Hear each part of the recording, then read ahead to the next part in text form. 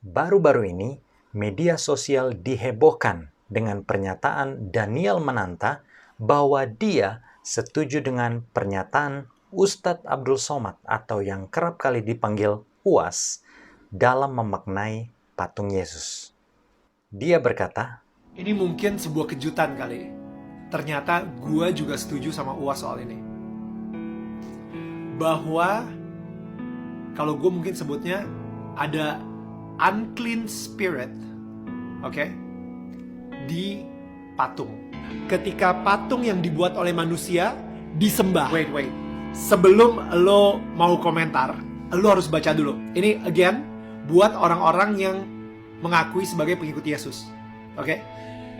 Gue pengen kalian baca dulu Yesaya 44 ayat 13 sampai 20. Baru lo bisa komentar di bawah. Oke? Lo harus baca itu dulu, baru lu bisa komentar. Sebelum lu baca itu, jangan komentar dulu. Oke, ini gue pengen ngomong kepada umat Nasrani ya. Di situ Tuhan sendiri sampai bilang gitu, kalau ini kayu yang lu gunakan untuk membuat patung yang cantik, yang indah, yang ganteng, dan patung yang sama lu gunakan buat masak, buat bakar kayu untuk menghangatkan badan lo. Dan abis itu patung yang sama yang lu gunakan tiba-tiba lu sembah-sembah. Itu bodoh. Again, bukan gue yang ngomong. Yesaya 44 ayat 13 sampai 20. Right? Jadi di situ gue setuju kalau misalnya ada unclean spirit di patung. perhatikan, Daniel bilang, Itu dia kenapa Tuhan marah banget kalau misalnya dia dibentuk sebagai patung.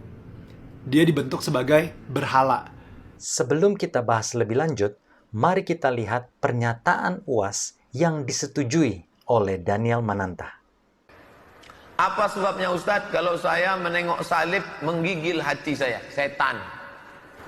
Apa sebabnya? Kata ibu itu, mirip macam ini. Saya terlalu terbayang salib, nampak salib, jin kafir sedang masuk. Karena di salib itu ada jin kafir. Dari mana masuknya jin kafir? Karena ada patung. Kepalanya ke kiri apa ke kanan? Ada yang ingat kan? Nah itu ada jin di dalamnya. Jin kafir. Di dalam patung itu ada jin kafir. Makanya kita tidak boleh menyimpan patung. Jin kafir itulah yang mengajak.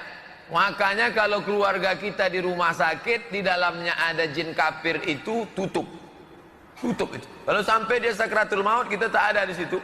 Dia sedang diajak jin kafir. Berhasil. Berapa keluarga orang Islam yang mati dalam keadaan su'ul khotimah? Dipanggil jin, haleluya, mati kafir. Nauzubillah.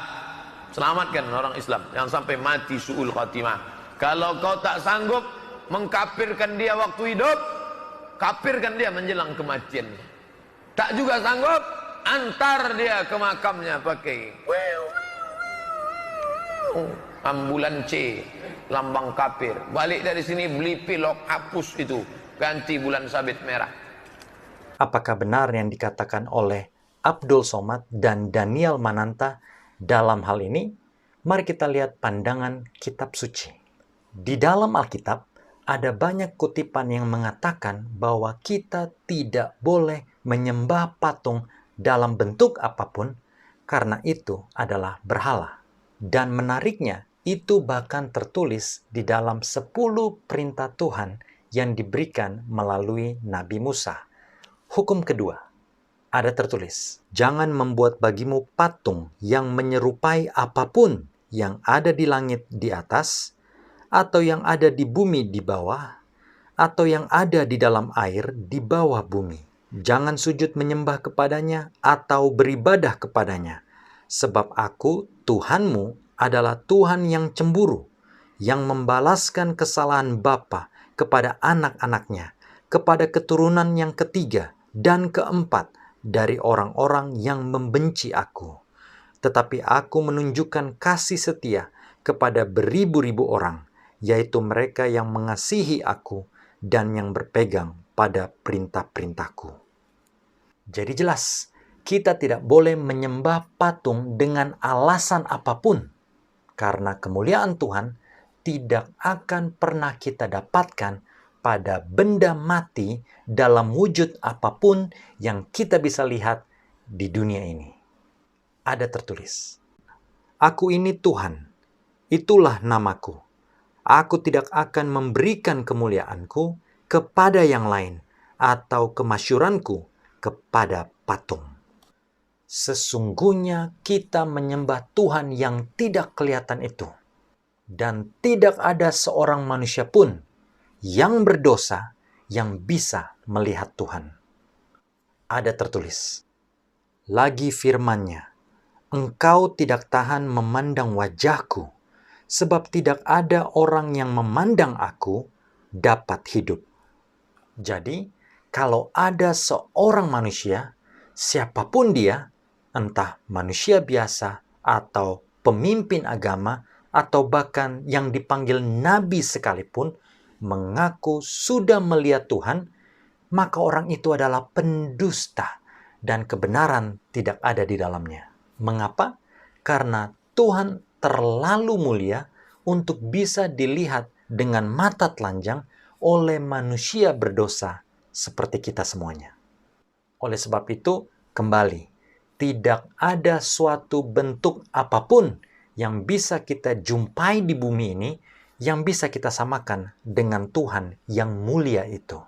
Lalu, bagaimana dengan patung ini? Banyak orang akan mengatakan bahwa mereka tidak menyembahnya. Benarkah demikian?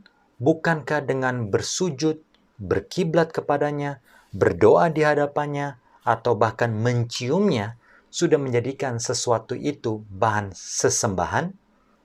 Berpikirlah kritis dan bawakan di dalam doa dan tanyakan kepada Tuhan dengan sungguh-sungguh, benarkah apa yang Anda lakukan bukanlah menyembah patung atau berhala? Ada tertulis, "Tetapi aku telah meninggalkan 7.000 orang di Israel, yakni semua orang yang tidak sujud menyembah Baal dan yang mulutnya tidak mencium dia." Perhatikan, dengan sujud dan mencium suatu benda, maka Anda sudah menyembah patung atau berhala. Demikianlah firman Tuhan. Belum lagi dengan pandangan bahwa gambar ini adalah gambar Yesus Kristus. Benarkah demikian? Selidikilah sejarah. Apakah benar Yesus berwajah seperti ini? Sesungguhnya tidak ada seorang pun yang hidup saat ini yang tahu wajah, muka dari Yesus Kristus. Ini hanyalah karya seniman semata. Yang ironisnya, seniman tersebut bahkan tidak hidup di zaman Yesus Kristus. Dan sekalipun ada orang yang tahu dan mencoba untuk menggambar muka dari Yesus Kristus di zamannya, apakah menurut Anda Tuhan akan mengizinkan kita untuk menyembah gambar tersebut atau patung dari Yesus Kristus tersebut? Sekali-kali tidak. Ada tertulis, Tuhan yang telah menjadikan bumi dan segala isinya, Ia yang adalah Tuhan atas langit dan bumi, tidak diam dalam kuil-kuil buatan tangan manusia, dan juga tidak dilayani oleh tangan manusia, seolah-olah ia kekurangan apa-apa, karena dialah yang memberikan hidup dan nafas dan segala sesuatu kepada semua orang. Tuhan Khalik Pencipta bukanlah benda mati yang harus dilayani oleh tangan manusia. Dibuat sedemikian rupa, dibersihkan sedemikian rupa, dan dipindah-pindahkan sedemikian rupa. Jadi kembali, kita tidak boleh menyembah benda mati dalam bentuk apapun juga, dengan alasan apapun juga, karena itu adalah berhala. Demikianlah firman Tuhan. Lebih jauh, menanggapi video UAS yang mengatakan bahwa ada setan atau jin kafir dalam setiap patung Yesus dan memanggil setiap orang yang melihat kepada patung tersebut dengan panggilan Haleluya. Demikianlah yang dikatakan oleh UAS. Dan uniknya, Daniel Mananta menyetujui apa yang dikatakan oleh UAS. dengan panggilan ada unclean spirit atau roh jahat di dalam patung-patung tersebut. Tapi lihatlah apa yang dikatakan kitab suci. Ada tertulis, apakah gunanya patung pahatan yang dipahat oleh pembuatnya? Apakah gunanya patung tuangan pengajar dusta itu? Karena pembuatnya percaya akan buatannya, padahal berhala-berhala bisu belaka yang dibuatnya. Celakalah orang yang berkata kepada sepotong kayu, terjagalah, dan kepada sebuah batu bisu, bangunlah. Masakan dia itu mengajar? Memang ia bersalutkan emas dan perak, tetapi roh tidak ada sama sekali di dalamnya. Berhala itu tidak berdaya sama sekali. Dan perhatikan perikop berikut ini. Ada tertulis, berhala-berhala mereka adalah perak dan emas, buatan tangan manusia. Mempunyai mulut, tetapi tidak dapat berkata-kata. Mempunyai mata, tetapi tidak dapat melihat. Mempunyai telinga, tetapi tidak dapat mendengar. Mempunyai hidung, tetapi tidak dapat mencium. Mempunyai tangan, tetapi tidak dapat meraba-raba. Mempunyai kaki, tetapi tidak dapat berjalan, dan tidak dapat memberi suara dengan kerongkongannya. Seperti itulah jadinya orang-orang yang membuatnya, dan semua orang yang percaya kepadanya. Bandingkan dengan Tuhan Khalik pencipta kita di ayat sebelumnya. Ada tertulis, mengapa bangsa-bangsa akan berkata, di mana Tuhan mereka? Tuhan kita di sorga. Ia melakukan apa yang dikehendakinya. Jadi, berhala itu tidak ada roh, karena berhala itu tidak mempunyai daya apa-apa. Apalagi sampai memanggil orang dengan kata haleluya seperti yang dikatakan oleh UAS. Sesuatu hal yang dibuat-buat tanpa bukti otentik karena sesungguhnya mereka sangat membenci salib. Ada tertulis, sebab pemberitaan tentang salib memang adalah kebodohan bagi mereka yang akan binasa. Tetapi bagi kita yang diselamatkan, pemberitaan itu adalah kekuatan Tuhan. Salib itu seyogyanya adalah simbol, bukti kekuatan Tuhan yang sanggup menyelamatkan manusia yang berdosa. Tetapi kembali, patung salib itu tidak boleh kita sembah atau jadikan objek berhala karena Tuhan yang kita sembah itu sangat membenci apa yang namanya penyembahan berhala. Seperti yang tadi sudah kita bahas. Lebih jauh tentang berhala, ada satu hal yang tidak ditanyakan oleh Daniel kepada UAS pada saat dia mewawancarainya. Dan ini sebagai bahan pertimbangan saja seperti apa yang ditentang oleh UAS dalam dakwahnya, tetapi dipraktikkan oleh banyak orang Muslim. Izinkan saya bertanya. Hal ini sejujurnya pernah saya tanyakan pada saat saya berdialog dengan seorang Muslim yang mengajak saya untuk mualaf. Saya katakan ada beberapa hal yang membuat saya meragukan agama kepercayaannya. Dan dia berkata kepada saya untuk menanyakannya kepada dia supaya dia akan menjawab keraguan saya dan saya bisa segera menjadi mualaf. Lalu saya bertanya, mengapa orang Muslim juga menyembah berhala dengan cara sujud berkiblat kepada batu hitam yang ada di Masjid Al-Haram, Mekah, Saudi Arabia, dan bila mana mereka memiliki kesempatan untuk umroh, maka mereka akan pergi ke sana dan bahkan mencium batu hitam tersebut yang ada di Masjid Al-Haram. Satu pertanyaan ini dari banyaknya pertanyaan-pertanyaan yang lain yang membuat saya, mohon maaf, enggan untuk menjadi seorang mualaf. Karena iman yang saya miliki adalah iman yang percaya kepada Tuhan Abraham, Ishak, Yakub yang sepanjang zaman selalu melarang umatnya untuk menyembah berhala.